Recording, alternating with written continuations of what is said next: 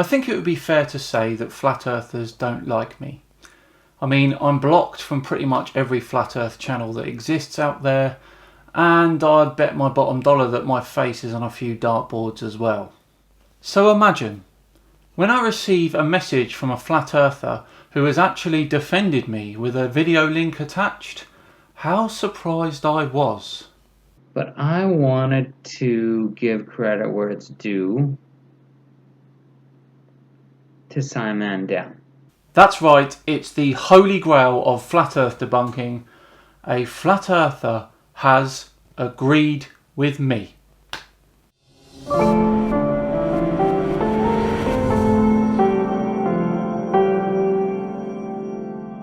Hello all and welcome to another episode of Flat Earth Friday with me, SciManDan. As ever, thank you very much for joining me.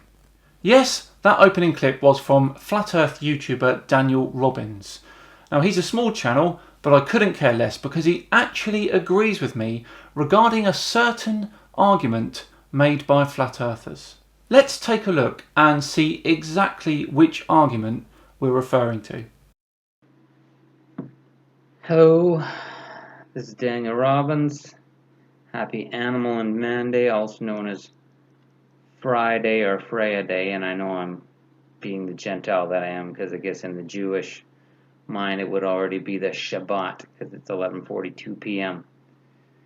But I wanted to give credit where it's due to SciManDan. That's me. Flat Earther credit coming my way. I wanted to give a little challenge to my fellow flat earthers. Interesting. He also wants to test the flat earth community too. I know it's tempting for us to take a soaking wet tennis ball and spin it around really fast and then see the water fly off and then try to claim that that's what would happen if the spherical theories were true. Ah yes, the old wet tennis ball theory that states if Earth was a spinning globe, why doesn't the water fly off just like it does if we spin a wet tennis ball? Here's YouTuber DITRH banging on about it.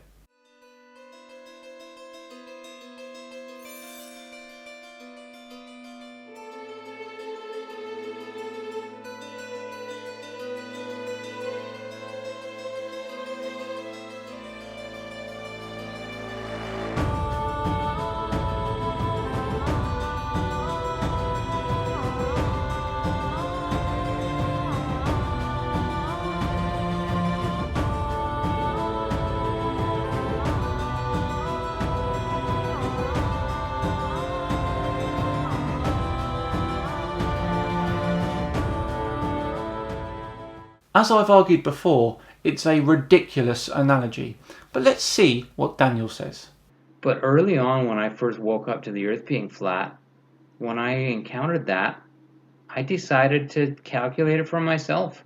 It's very easy to calculate. What would be the centrifugal force on something spinning at 1,000 miles per hour, but keep in mind that you also have an 8,000 diameter supposed globe. So the diameter of rotation would be 8,000 miles. The radius of rotation would be 4,000 miles. You can calculate what the centrifugal acceleration on that would be. It's about 0.3 meters per second squared. Now this is where I sat up and paid attention, because what we have here is a very, very rare entity indeed. A flat earther that can do the maths. He doesn't struggle with things like turning meters into kilometers or the angles of an equilateral triangle. He can actually do some decent maths. And the so-called gravitational constant is 9.81 meters per second squared. Now, I don't believe in gravity, but of course I know that this happens. It's called stuff falling down. Stuff falls down at 9.81 meters per second squared. Again, this is where Daniel stands out as well. He doesn't believe in gravity, but he accepts that there is an acceleration, and he also understands the value of that acceleration. But just because I know that gravity doesn't exist doesn't mean that much of the world knows it. So in their minds, the gravitational constant is 9.81 meters per second squared. So then if we were spinning as fast as the spherical theories say we are, and I'm not saying I believe that, of course I know that's not true, but they don't. So then not only did I do the calculation on that centrifugal acceleration, so did SciManDan, and he was in his rights to do it. He found pretty much the same thing I did. So we agree on the fact that the centrifugal force caused by the rotation of Earth is indeed negligible when it comes to the gravitational acceleration towards the Earth. At this point, I want to give him credit for not just blindly accepting the bigger channel's arguments and working it out for himself. That centrifugal acceleration outward would be about 3% of the so-called gravitational constant. So then it's not really our strongest argument to say that water would be flying off the supposed planet. I just want to play that again. So then it's not really our strongest argument to say that water would be flying off the supposed planet. So then it's not really our strongest argument. So then it's not really our strongest argument. Thank you. Now I think we are in our rights to say that not only would the water be sloshing around constantly, but so would the air. We would have this constant vortex of air. That we're totally in our rights to say. And then also we would be totally feeling it in our stomachs. I don't think there's any way around that. Oh dear, it was going so well. And SciManDan, I'd be interesting to hear what you would have to say to that whole notion that I'm not feeling any movement in my stomach. 3 words, Daniel. Conservation of momentum. Not only are we rotating around the Earth, so are our organs. The conservation of momentum states that unless acted upon, the momentum from the rotation of the Earth is transferred to us, and the momentum of us is transferred to our organs. Take a look at this clip, and I hope you'll understand this because you've shown promise already. How is it that this trampolinist can land smack bang in the middle of the trampoline despite being pulled by a tractor at speed?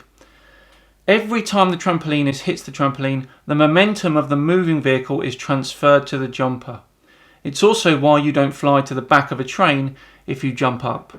This is exactly how it works on Earth too, including with your stomach and all of its contents. But hey, let's be fair. I don't think the notion that water would be flying off our supposed planet like water flies off a rapidly spinning tennis ball is our strongest argument. So I just thought I'd weigh in with my own little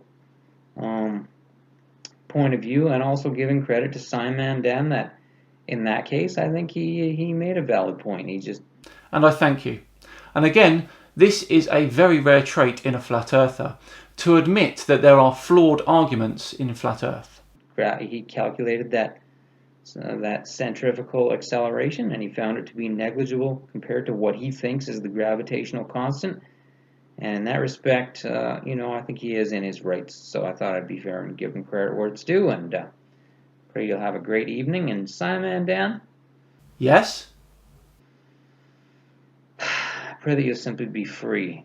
Pray that you'll know the truth, and the truth will make you free in Yeshua's, also known as Jesus' name. I wouldn't hold your breath.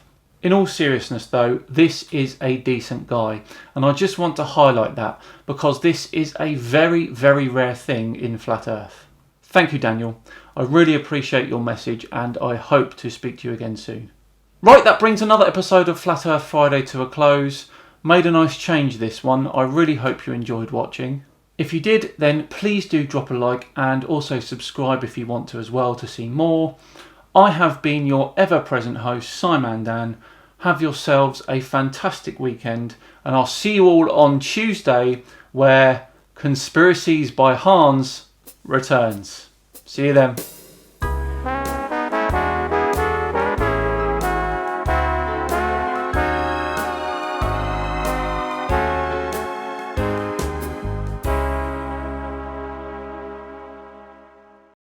So then it's not really our strongest argument to say that water would be flying off the supposed planet.